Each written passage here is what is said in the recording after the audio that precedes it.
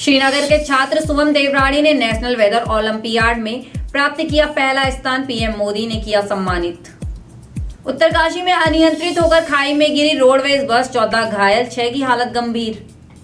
नैनीताल जिले के 21 ब्रिटिशकालीन पुलों का होगा कायाकल्प, बढ़ाई जाएगी चौड़ाई और भार क्षमता। चीता पुलिस की सक्रियता से चोर नहीं दे पाए चोरी की घटना को अंजाम, एक गिरफ्तार। जनवरी में सामान्य से अधिक चढ़ रहा पारा, चटक धूप करा रही गर्मी का एहसास, 24 डिग्री पहुंचा तापमान। नमस्कार, आप देख रहे हैं उत्तराखंड टाइम और मैं हूं आपके साथ अनुरागनी चौहान। खबरें अब विस्तार से। श्रीनगर पौड़ी गढ़वाल जिले का नाम एक बार फिर से राष्ट्रीय स्तर पर चमका है। केंद्रीय विद्यालय एसएसबी श्रीनगर के मेधावी छात्र शुभम देवराड़ी ने भारत मौसम विज्ञान विभाग, पृथ्वी विज्ञान मंत्रालय, भारत सरकार द्वारा आयोजित राष्ट्रीय मौसम ओलंपियाड में प्रथम स्थान प्राप्त कर पूरे देश में अपनी प्रतिभा का लोहा मनवाया है। शुभम ने अपनी असाधारण मेधा और कड़ी मेहनत के दम पर देश भर के प्रतिभाशाली छात्रों को पीछे छोड़ते हुए यह शानदार उपलब्धि हासिल की है। शुभम देवराड़ी को भारत मंडपम नई दिल्ली में आयोजित एक भव्य समारोह में सम्मानित किया गया। इस विशेष अवसर पर भारत के प्रधानमंत्री नरेंद्र मोदी ने शुभम को व्यक्तिगत रूप से सम्मानित किया। शुभम को 25,000 रुपए की नगद राशि और एक स्मृति चिन्ह प्रदान किया गया। इस मौके पर प्रधानमंत्री ने शुभम की उपलब्धि को प्रेरणादायी बताते हुए युवाओं को उसके जैसा होनहार छात्र से प्रेरणा लेने की सलाह भी दी।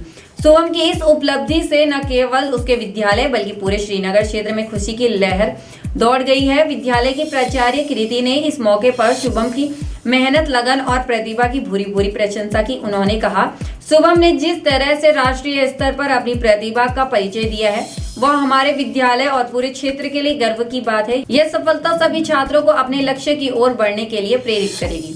आपको बता दें कि शुभम ने इस ओलंपियाड के लिए लंबी और कड़ी तैयारी की थी।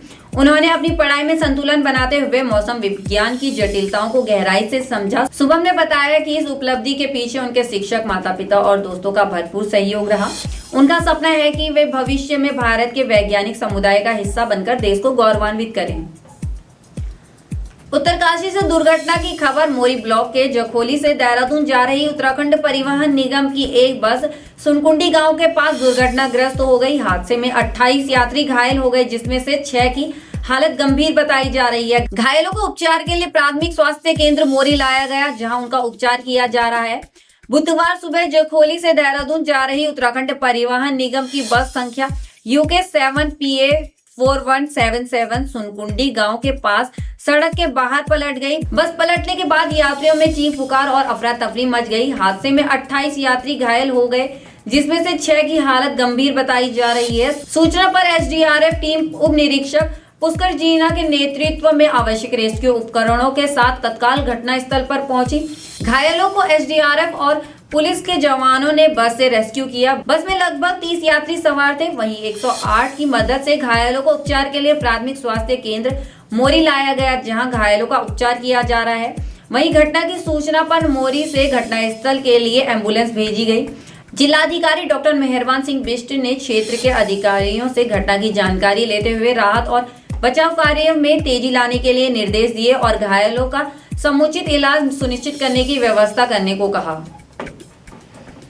पहाड़ों के ज्यादातर पुल और पुलिया अंग्रेजों के जमाने के हैं, जो अधिकतर लोहे के बने हुए हैं। अब वह जर्जर होने की हालत में हो चुके हैं। यहाँ तक कि पुलों की चौड़ाई और भार क्षमता भी कम हो गई है, जिसके चलते अक्सर सड़कों पर जाम की स्थिति और खतरे की आशंका बनी रहती है। ऐसे में अब PWD इन पुलों को पुनर्निर्माण की कार्यवाही करने जा रहा है, जिसमें पुलों की लंबाई और चौड़ाई और भार क्षमता बढ़ाई जाएगी। मुख्य अभियंता लोक निर्माण विभाग प्रहलाद सिंह ब्रिजवाल ने बताया कि शासन के निर्देश पर नैनीताल जिले में 21 छोटे बड़े पुल और पुलियां हैं, जिनका पुनर्निर्माण होना है। और नैनीताल जिले में ज्यादातर पुल लोहे के बने हुए हैं, जो अंग्रेजों के जमाने के हैं, जिनका पुनर्निर्माण होना है। यह सभी पुल काफी पुराने हैं, जो जर्जर हालत में हैं। इनकी चौड़ाई और लंबाई के साथ भार क्षमता कम हो गई है, जिसके चलते अक्सर सड़कों पर जाम और खतरे की आशंका बनी रहती है।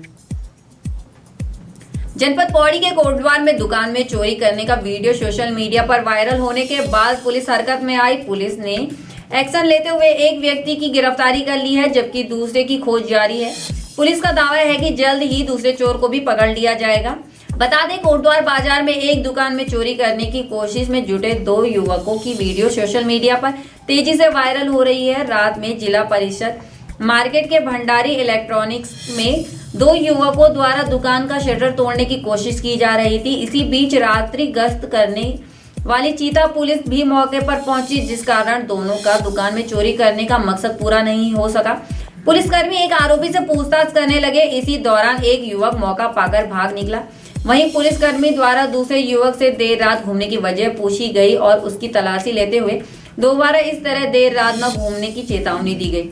वहीं सुबह दुकान का शटर खोलने के निशान देकर दुकानदार ने सीसीटीवी फुटेज खंगाले और पाया कि देर रात उसकी दुकान का शटर तोड़ने की कोशिश की जा रही थी। इसी बीच चीता पुलिस भी मौके पर पहुंच गई, जिस कारण चोरी की घटना होने से बच गई। जिसके बाद पुलिस की तहरीर के आधार पर मुकदमा दर्ज करते हुए एक युवक को गिरफ्तार किया गया है। सर्दियों में जनवरी में भी हाथ कपाने वाली सर्दी नहीं पड़ रही है। बीते 3 वर्षों के आंकड़ों पर गौर करें तो जनवरी में तापमान सामान्य से अधिक यानी 20 से ज्यादा जा रहा है। इसी कारण पहाड़ों में तो दोपहर के समय गर्मी महसूस हो रही है। मैदान में भी मौसम राहत भरा बना हुआ है। इस साल भी जनवरी में सर्दी के तेवर हल्के हैं। बीते वर्षों का जनवरी का अधिकतम तापमान देखें तो एक जैसा पैटर्न बना हुआ है और पारा सामान्य से अधिक बना हुआ है। मौसम विशेषज्ञों के अनुसार इस मौसम में सामान्य तापमान 18 से 19 डिग्री के बीच रहना चाहिए। 10 जनवरी 2021 को अधिकतम पारा 25 डिग्री पहुंच गया था। वर्ष 2022 में 10 जनवरी को पारा 22 डिग्री रहा।